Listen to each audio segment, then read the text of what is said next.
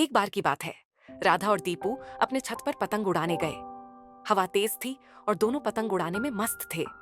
अचानक दीपू की पतंग पेड़ में फंस गई। दीपू ने कहा, अरे नहीं, अब मैं इसे कैसे निकालूं? तभी राधा ने देखा कि दूसरी ओर एक पुरानी पतंग उड़ रही थी, लेकिन उसे कोई उड़ाता नहीं था। पतंग खुद ब खुद हवा में इधर उधर घूम रही थी। दीपू और राधा दोनों हैरान थे। ये तो भूतिया पतंग है, दीपू चिल्लाया। राधा हंसते हुए बोली, शायद ये पतंग खुद उड़ना पसंद करती है। वे दोनों भागते हुए नीचे आ गए। फिर भी अगले दिन दीपू ने वही पतंग पेड़ से लटकी देखी, जैसे उसे कोई भूल नहीं पाया हो।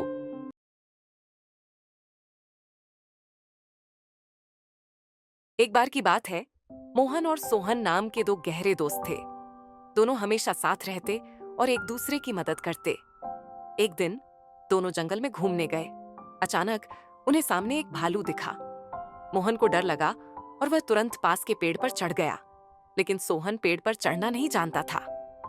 सोहन ने समझदारी से काम लिया और जमीन पर लेटकर अपनी सांसें रोक लीं, जैसे कि वह मर गया हो।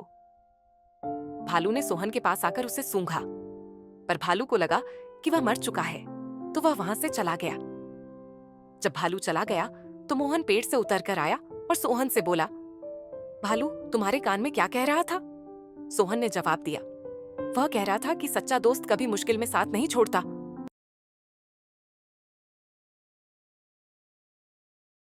अनु को बगीचे में खेलना बहुत पसंद था। एक दिन उसकी दादी ने उसे एक छोटे से पौधे का बीज दिया और कहा, इसे प्यार से पानी देना और ध्यान रखना, ये तुम्हें एक दिन बड़ा तोहफा देगा। अनु ने रोज उस पौधे को पानी दिया और धूप में रखा, लेकिन कुछ दिनों तक कोई बदलाव नहीं हुआ। अनु को थोड़ा गुस्सा आया, लेकिन उसकी दादी ने उसे धैर्य रखने को कहा। धीरे धीरे पौधा बढ़ने लगा और एक दिन उसमें एक सुंदर फूल खिल गया। अनु ने सीखा कि धैर्य और मेहनत का फल मीठा होता है।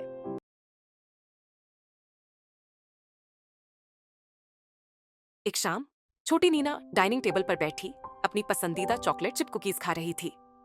अचानक उसने देखा कि कुकीज जार, जो हमेशा भरा रहता था, गायब था।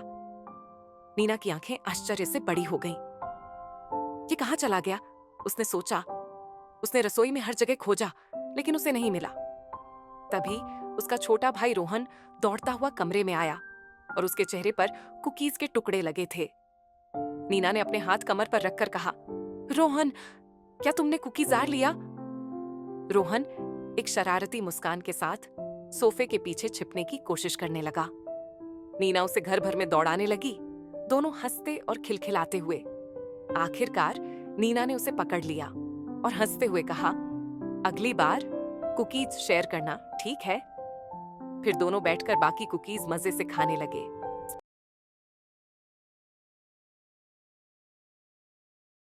सिया एक छोटी बहादुर लड़की थी जो अपने माता पिता के साथ गांव में रहती थी।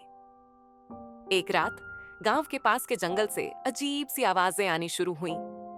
सभी लोग डर गए और अपने घरों में छिप गए। लेकिन सिया ने फैसला किया कि वो इन आवाजों का सच पता लगाएगी।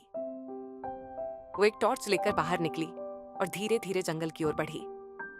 जैसे ही वो आवाज के करीब पहुंची, उसने देखा कि कुछ बंदर पेड़ों पर खेल रहे थे और उनकी मस्ती की आवाजें गांव तक पहुंच रही थीं। सिया ने हंसते हुए वापस आकर सबको बताया कि डरने की कोई बात नहीं, ये सिर्फ कुछ शरारती बंदर थे। उसकी बहादुरी ने गांव वालों को हिम्मत दी और सबने उसकी तारीफ की।